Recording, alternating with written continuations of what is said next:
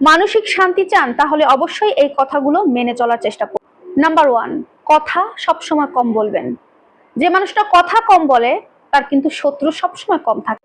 যে মানুষটা কম কথা বলে তাকে দেখবেন সবাই গুরুত্ব দেয়, মূল্য দেয়, তাকে প্রায়োরিটি দেয়।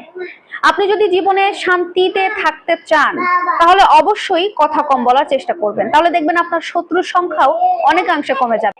নাম্বার 2, রাগ সবসময় কম দেখাবেন। যে মানুষটার রাগ বেশি, এই রাগী মানুষটা একটা সময় মানুষের সামনে থাকলেও কিছুদিন পর বা কিছু সময় পর দেখা যায় সে তার পরিবার পরিজন আত্মীয় স্বজন তার কাছের মানুষদের কাছ থেকে অনেকটা দূরে চলে আসে, তার কাছ থেকে সবাই দূরত্ব বজায় রাখা শুরু করে। আর যে মানুষটা রাগ কম দেখায় বা একটু রাগ কম থাকে ওই মানুষটাকে দেখবেন সবাই খুব আপন করে নেয়, তার সাথে সবাই মেলামেশা করে, তাকে সবাই ভালোবাসে। আর এই কারণে সবসময় রাগটা কন্ট্রোল করার চেষ্টা করবেন, রাগটা কম দেখাবেন, তাহলে দেখবেন আপনি অনেক অনেক ক্ষেত্রে ভালো থাকার চেষ্টা করবেন, ভালো থাকবেন ইনশাআল্লাহ। নাম্বার 3, যেখানে আপনি ঝামেলার দেখবেন সেই ঝামেলা থেকে নিজেকে এড়িয়ে চলার চেষ্টা করবেন। ঝামেলা দেখলে সেখান থেকে নিজেকে সরিয়ে ফেলবেন। ঝামেলা দেখলে যদি আপনি নিজেকে সরিয়ে ফেলার মতো অ্যাবিলিটি রাখেন তাহলে অবশ্যই আপনি ভালো থাকতে পারবেন। মনের শান্তি, জীবনের শান্তি চাইলে অবশ্যই ঝামেলাযুক্ত কোনো কাজে জড়াবেন। নাম্বার 4, অন্য মানুষকে নিয়ে কম ভাববেন।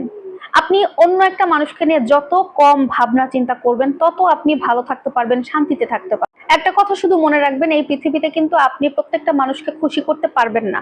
আপনার মা বাবা, ভাই বোন, আত্মীয় স্বজন, স্ত্রী, সন্তান বা স্বামী যাই হোক না কেন, আপনি কিন্তু কাউকে খুশি করতে পারবেন কোনো না কোনো ক্ষেত্রে অসন্তুষ্ট থেকে যাবে।